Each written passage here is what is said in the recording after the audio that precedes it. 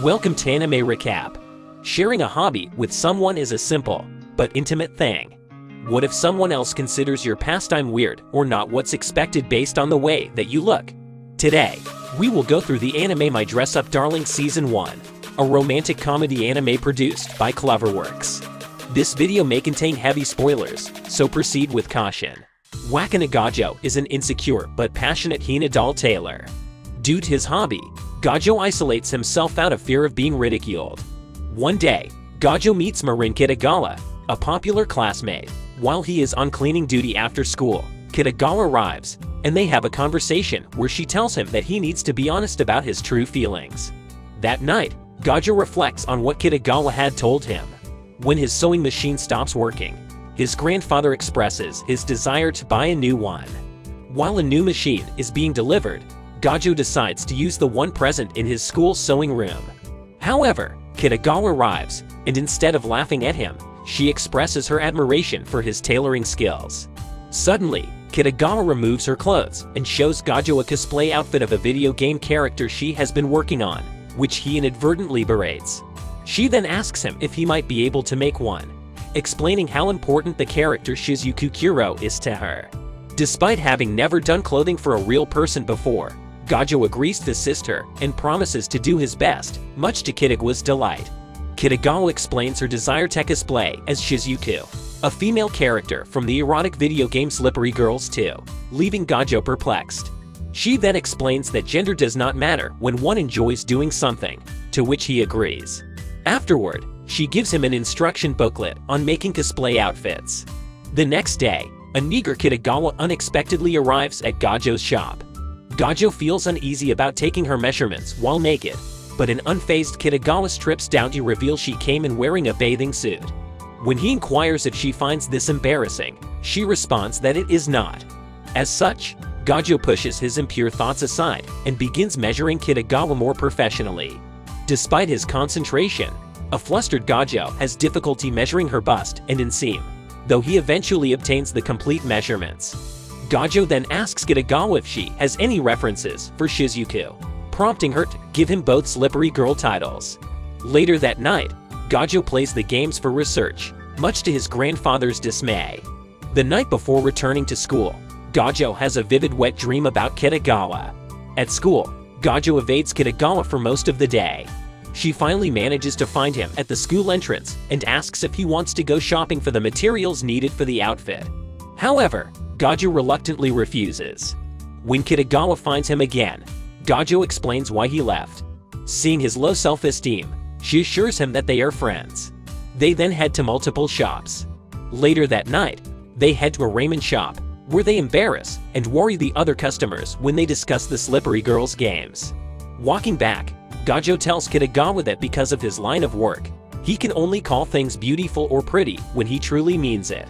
Before they part ways, Kitagawa mentions an upcoming cosplay event will happen in 2 weeks. Seeing what little time he has, Gojou becomes worried. Now that the next cosplay event is in 2 weeks, Gojou becomes stressed. When he heads home, his grandfather falls over after seeing one of the contents in Gojou's bag. As such, Gojou takes him to the hospital, where his cousin, Miyari, joins him. At school, Gojou explains what happened to Kitagawa. Genuinely worried, she tells him that she wants to help him in any way possible, so they exchange their contact information.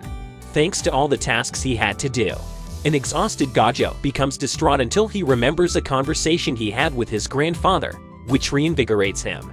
The next day, Gojou tells Kitagawa he finished the outfit, much to her surprise.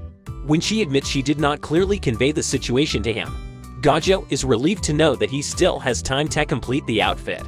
However, Kitagawa breaks down crying and apologizes profusely.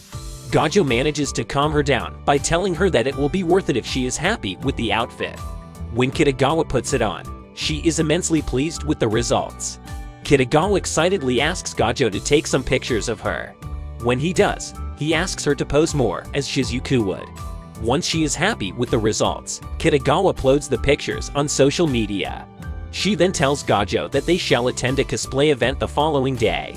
Kitagawa is incredibly excited when they arrive there, while Gojou is more restrained. Later, several attendees approach Kitagawa to take her picture. While he watches Kitagawa have fun, Gojou begins to wonder if this will be the last time they hang out together since he fulfilled his promise.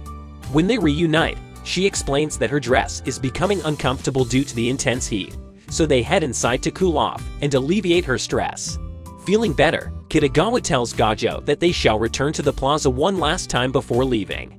She meets with a lady who had asked her for a picture earlier. When they head home, Kitagawa asks Gojou what cosplay they should work on next, much to his relief. A drowsy Gojou then tells her she looks beautiful. Kitagawa is stunned as she remembers what Gojou previously said concerning this issue. Gojou's grandfather returns home, and he is shocked when he sees Gojou and Kitagawa hanging out together. Once they clear up the situation, Kitagawa realizes she has fallen in love with Gojou. Kitagawa reveals her family situation and questionable eating habits as they eat dinner. The next day, a young girl arrives at the shop during a downpour, and Gojou's grandfather invites her inside. Following an embarrassing first meeting and misunderstanding between them, Sajuna Inui eventually tells Gojou that she wants to commission a cosplay outfit, revealing that she is Juju, the cosplayer Kitagawa previously mentioned. When Kitagawa arrives, she is starstruck by Juju's presence. While they talk, Juju expresses her desire to cosplay as Cheyenne Nikito, a character from the anime Flower Princess Blazue, who Kitagawa is also a fan of. When Juju asks Kitagawa why she does not want to cosplay as Cheyenne despite this, she responds that their physiques do not match. As such, Juju gains immense respect for Kitagawa as a cosplayer. Before she leaves, Juju asks Gojou for his contact information. She then realizes that Gojou and Kitagawa are not dating. Juju declines Kitagawa's proposal to do a group cosplay until Kitagawa and Gojou offer to split the studio fees. Gojou then decides to watch Flower Princess Blaze for research. Later that night, his grandfather praises his improvement and encourages him to practice his tailoring and makeup skills with Kitagawa. The next day, Gojou arrives at Kitagawa's apartment, only to find her disheveled. When she finally lets him in, she tells him they should watch the series together. As they do so, Kitagawa realizes she is having a home date with Gojou. Just then, her stomach rumbles, and he offers to buy something. However, Kitagawa insists on cooking a homemade meal. Despite not going as planned, Kitagawa is delighted when Gojou legitimately enjoys her amurus. Back home, Gojou calls Juju and sends her his detailed sketches. Juju is shocked to learn that Kitagawa's outfit was his first cosplay project.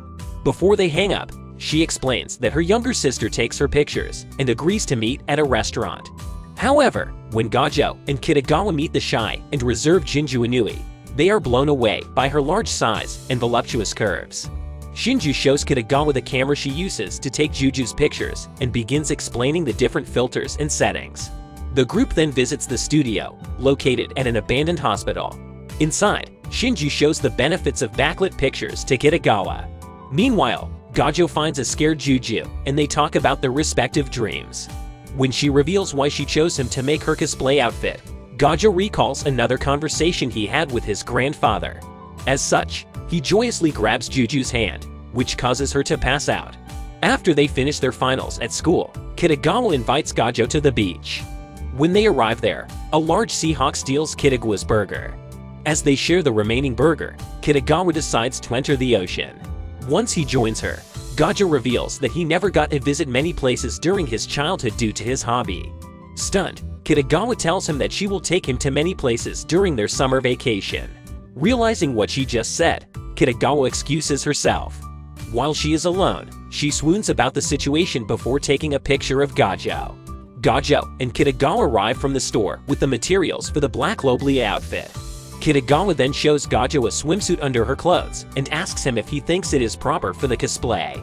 An embarrassed Gojou eventually tells her that it is fine. Afterward, he is happy that Kitagawa can finally experience the joy of being helpful. Sometime later, Gojou presents Juju and Kitagawa with their completed outfits before he does Kitagawa's makeup with Juju's guidance. The girls head to the hospital, waiting for Gojou and Shinju. When they finally arrive, Shinju stuns the girls with a male cosplay outfit. In a flashback to the day they first visited the hospital, after Juju and Kitagawa went home, Shinju confirmed Gojou's suspicion that she actually wanted to cosplay as well. When he agreed to help her, she revealed she wanted to cosplay as Soma, a male character from Flower Princess Blaze. Once Gojou took Shinju to his shop, they learned about an item to deal with her chest called a beholder. They later had a conversation while working on Shinju's wig and makeup. Back in the present, everyone takes a group picture. In the hospital, Kitagawa and the Inui sisters have their photo shoot.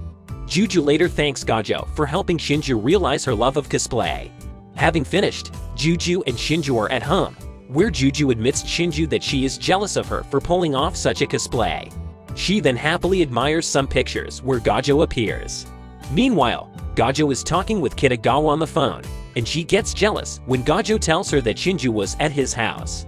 Sometime later, Kitagawa expresses her desire to cosplay as Veronica, a dark-skinned character, and they agree to get that effect digitally. However, Kitagawa appears at his house the next day with her skin completely darkened with foundation to match Veronica's skin color. After she bathes, she embarrasses him when she exposes herself to show him how to accomplish the outfit. Wanting to buy clothes for him, Kitagawa takes Gojou to the clothing store. Walking back, Gojou admits to Kitagawa that he cannot help her with the Veronica outfit. Shocked and concerned, she asks him why, and he nervously tells her that it is too revealing. Relieved, she teases him and agrees to choose her characters more carefully. Kitagawa invites Gojou to Manga Cafe, but Gojou himself feels embarrassed while being alone with her. While killing time, Kitagawa recommends a manga titled Succig to Gojou and expresses her desire to cosplay as Liz the Succubus. However, she has doubts whether she can pull it off, but decides to do it after Gojou encourages her. Even so, he has a hard time designing the outfit due to the series' simple art style. Later, unbeknownst to Gojou, the studio Kitagawa booked the photo shoot turns out to be a love hotel. While reenacting some of the poses from the manga, Kitagawa ends up sitting on top of Gojou. After taking the picture, Gojou hears the couple in the adjacent room having sex. As such, he tries to get Kitagawa off him. However, he grabs her waist instead, accidentally making her moan and turn off the light when she drops the phone on the switch. Shocked, they stare at each other and nearly kiss. However, before they can go any further, they are called on the phone and told they have to leave. Back home, Gojou thinks about Kitagawa while he is alone in his room. In her apartment, while Gojou helps Kitagawa with her hair ribbons, he discovers that her father canceled her invitation to go to a summer festival as she had not done her homework. She also reveals to him that she has been modeling for a magazine to save up for an expensive camera. When they decide to watch a horror movie, Gojou is nervous as he has not watched one before. However, by the end of it, he is analyzing the costumes, while Kitagawa is left scared. They then visit their school to retrieve Kitagawa's math drills, and Gojou saves Kitagawa from drowning when she slips into the pool. Having finished her homework, Kitagawa invites Gojou to the festival, and he is stunned by her look in a yukata, making her happy. They watch the fireworks together, and Gojou carries Kitagawa home, as she is left with bruised feet from walking on sandals. Back home, Kitagawa calls Gojou, telling him that she wants to hear his voice, as she is scared after watching another horror movie. During their talk, Gojou begins to fall asleep, and hearing that he has passed out, Kitagawa tells him that she loves him. When all is said and done, My Dress Up Darling Season 1 delivered an amazing rom-com experience that left me smiling after every episode. Marin and Gojou are two of the most lovable characters I've discovered in a long time, and hope they get only the best in the seasons to come. Hope you enjoy this video, and the anime as well. See you in the next video. Take care till then. Bye.